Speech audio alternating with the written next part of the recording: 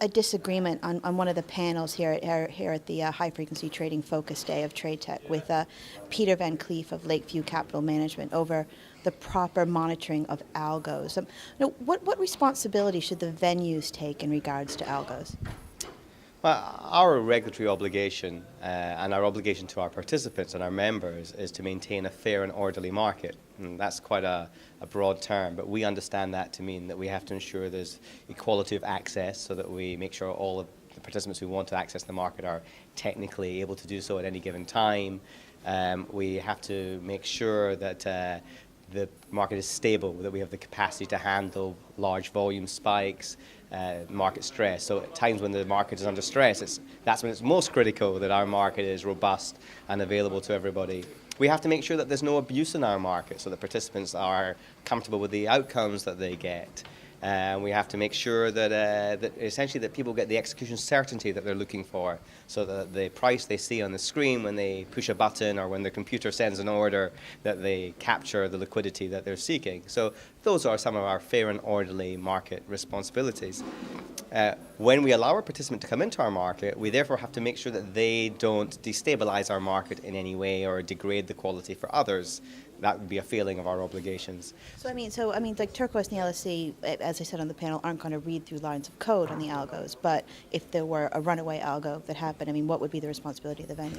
Well, so for example, we have a conformance or certification process for customers where we make sure that they can handle the various order types, the things that we might do of an unsolicited nature, that they understand how to handle a suspension of a stock, the suspension of an order book, the failover of a data center, so on and so forth, volume tests, etc.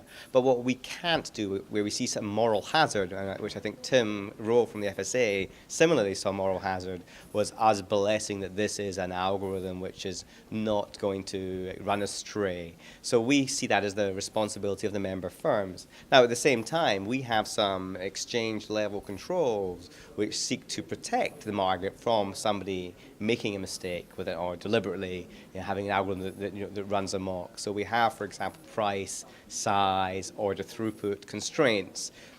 So we do try to ensure we have a fair and orderly market, but we don't want to get into the business of trying to validate every algorithm. And I'll give you one very simple reason why not.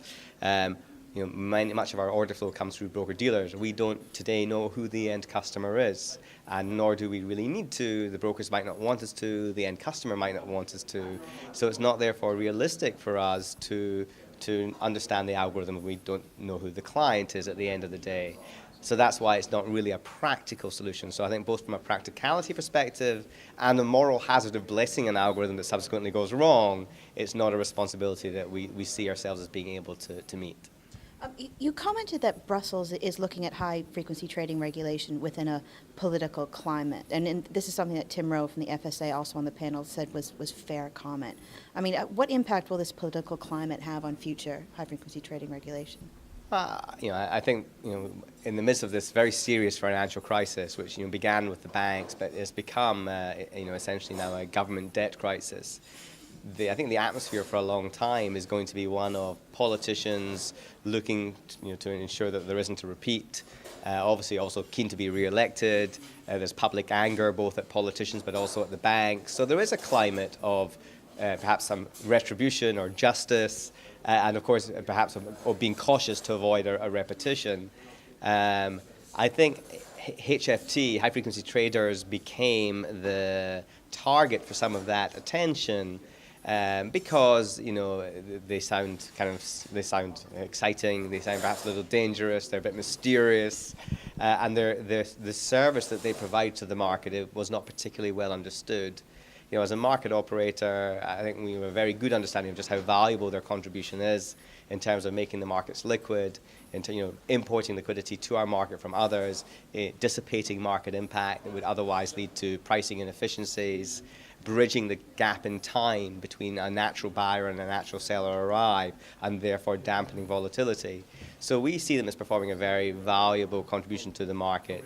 They do change the character of the market in some ways, and there's no doubt that traditional asset managers and their brokers need to therefore adjust how they trade in light of changing market dynamics. But then that has always been the case. You know, trading is a competitive sport, and everybody has to evolve to be at the top of their game and to make sure that they're getting the right outcome for themselves or for their customers.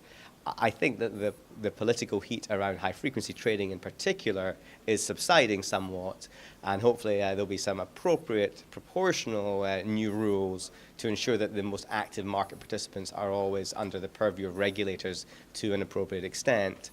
But I think that many of the other proposed ideas, such as minimum resting times or formal market-making obligations or caps in order to trade ratio, those seem to be receding in likelihood, and I certainly welcome that because I think most of those proposals would have had very negative unintended consequences. Thank you very much. Thank you.